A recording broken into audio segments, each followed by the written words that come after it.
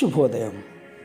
Global బెతేనియా Calvary ministry తరపున ఈ మాసం యొక్క మొట్టమొదటి దినములో మరొకసారి మీ అందరితో కూడా కలుసుకొని దేవుని యొక్క పరిశుద్ధమైన మాటలు ధ్యానించడానికని దేవుడు నాకు ఇచ్చిన మధురమైన అవకాశాన్ని బట్టి దేవునికి ప్రత్యేకమైన వందనాలు తెలియచేస్తున్నాను. ఈరోజు కూడా పరిశుద్ధమైన వేద గ్రంథంలో నుండి మరొక చక్కటి మాటను చదువుకుందాం.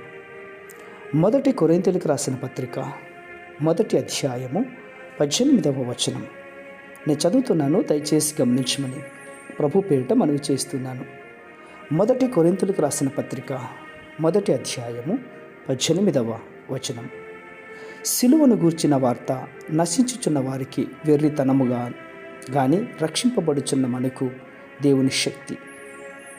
అవును నా ప్రియమైన సహోదర సహోదరులరా, సిలువను గూర్చినటువంటి వార్త అత్యంత ప్రశస్తమైనటువంటిది.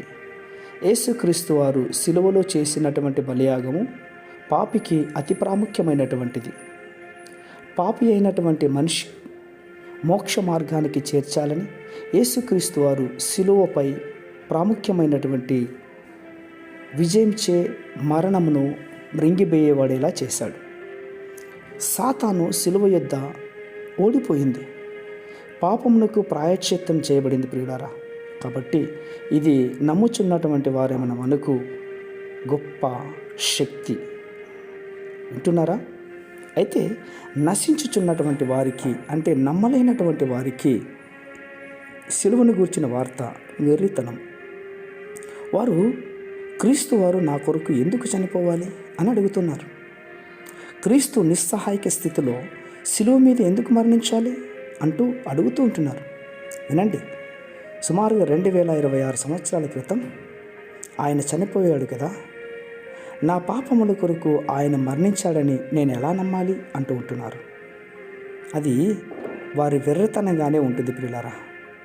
ఆయన మరణమును, ఆయన జయించినటువంటి నరకపు యొక్క శక్తులను ఓడించి తిరిగి పునరుద్ధానుడై 3వ దినమున సజీవుడిగా లేచాడు.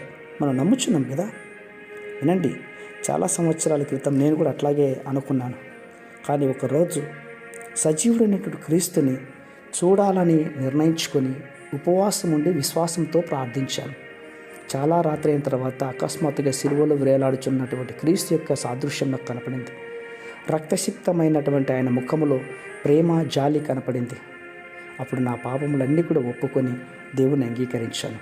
అయితే నా పాప హృదయం పగిలిపోయింది, వెర్రతనంగా మారిపోయింది. చిన్నతనంలో ఉండే నేను చేసినటువంటి ప్రతి పాపాన్ని యేసుక్రీస్తు యొక్క సన్నిధానంలో ఒప్పుకొని వదిలిపెట్టేశాను.